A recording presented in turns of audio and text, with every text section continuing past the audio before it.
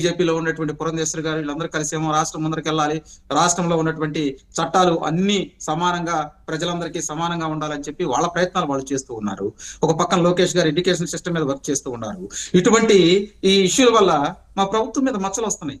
కాబట్టి మేము ఇదేం ఊరక వదలమండి. ఈ రఘురామకృష్ణరాజు గారి కేసులో కూడా కీలకమైనటువంటి విషయాలు మేమేం వదలం. తులసిబాబును కస్టడీలోకి తీసుకొని పలు కీలకమైనటువంటి విషయాలు బయటికి లాగుతున్నారు. మొన్న విజయపాల్ని తీసుకున్నారు. విజయపాల్ మనందరికీ తెలుసు, ప్రధాన ఏదైతే సుప్రీంకోర్టుకి వెళ్ళిపోయి అక్కడే నాకు బెయిల్ కావాలంటే అక్కడ ఉన్నటువంటి న్యాయమూర్తి గారు లేదా నీకు బెయిల్ ఇస్తానికి ఆస్కారం లేదని చెప్పేశారు. తను కూడా విచారించారు. తన దగ్గర నుంచి కూడా కీలకమైనటువంటి విషయాలు రాబట్టారు. అసలు ఎవరు చేయమన్నారు, ఎవరి వల్ల, ఎవరి ప్రభావం వల్ల మీరు రఘురామకృష్ణరాజు గారిని చెప్పారు. పిఎస్ఆర్ ఆంజనేయులు గారిని అసలు ఎంక్వైరీకి పిలవట్లేదు కదా అనే చర్చ కూడా జరుగుతోంది కదా. ఎవరినండి? ఆంజనేయులు. విషయానికి వస్తున్నాను.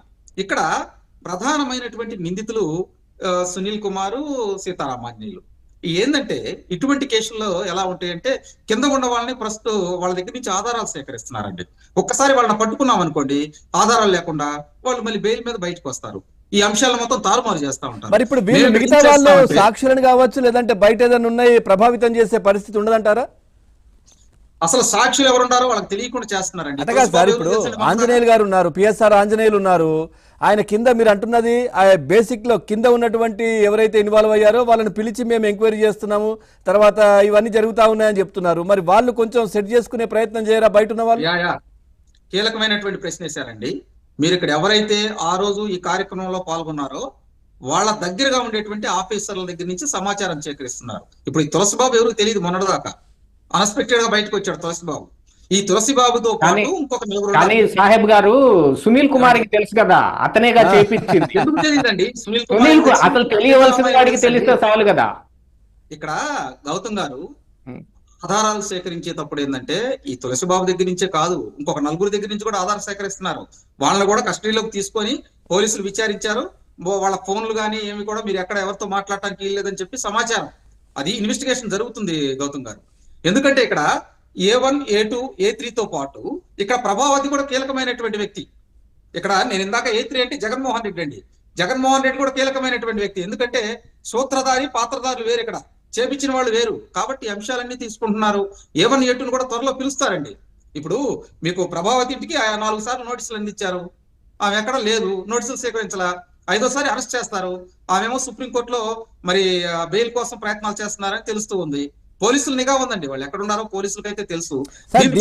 కీలకంగా అప్పుడు రఘురామకృష్ణరాజు గారిని హాస్పిటల్ తీసుకుపోయే సమయంలో కూడా ప్రభావతి గారికి, అంటే ఇక్కడ కలెక్టర్ గారు కూడా లెటర్ రాసిర్రంట, అంటే మీరు హార్ట్ కి సంబంధించినటువంటి డాక్టర్ ను దగ్గర పెట్టుకోండి అని చెప్పేసి. సో నిన్న రఘురామకృష్ణరాజు గారు చెప్తా ఉన్నారు, ఆ లెటర్ కూడా ఉంది అని చెప్పి. వివేక్ యాదవ్, అవును, కలెక్టర్ వివేక్ యాదవ్, అవును, అతన్ని కూడా విచారించమని చెప్పి ఇప్పుడు ఆయన కోరటం అయింది. దీంతో ఇంకో అంశం కూడా ఉందండి. ఇక్కడ అసలు ఈ కస్టోడియల్ టార్చర్ తీసుకొచ్చే బదులు ఏదైతే 2021 మే 14 రఘురామకృష్ణరాజు గారి పుట్టినరోజు, ఆయన పుట్టినరోజు చేసుకునే సమయానికి సాయంకాలం వెళ్ళేసేసి ఆయన పట్టుకొని ఇది ఒంటి బట్టల మీద అంతా తీసుకొని వచ్చేసారు.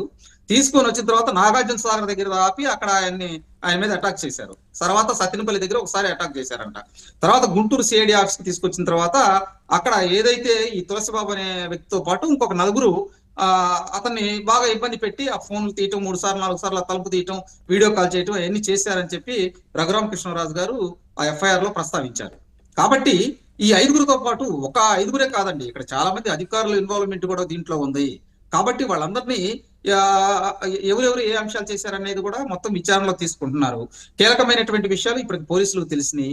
ఈ కేసు మీద ఉదాసీనంగా ఏం లేదండి, కూటమి ప్రభుత్వం చాలా సీరియస్ గా ఉంది. కాబట్టి దీన్ని ఇష్యూ చేసేసి ఇలా SP దామోదర్ గారు ఒంగోలులో ఉన్నటువంటి ఆయన కీలకమైనటువంటి సమాచారం సేకరించారు. విజయపాల్ దగ్గర నుంచి కొంత సమాచారాన్ని సేకరించారు. అదేవిధంగా ఈ తులసిబాబు, ఇతనితో పాటు ఇంకో నలుగురు ఉన్నారు, వాళ్ళని కూడా కస్టడీలోకి తీసుకోబోతున్నారు. ప్రభావతి గారిని పట్టుకుంటారు. A1, A2 బయటకు వస్తారు, A3 కూడా బయటికి లాగుతారు.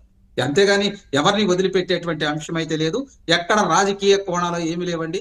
ఏదో ఒక వ్యక్తి చేశాడని చెప్పి కూటమి ప్రభుత్వం మీద ఈ విధంగా మాట్లాడటం కరెక్ట్ కాదనేది మా అభిప్రాయం. దీంతో పాటు ప్రధానంగా ఏంటంటే ఏదైతే ఆ ఎమ్మెల్యే ఉన్నాడో ఆ ఎమ్మెల్యేని కూడా మా అధిష్టానం పిలుస్తారు.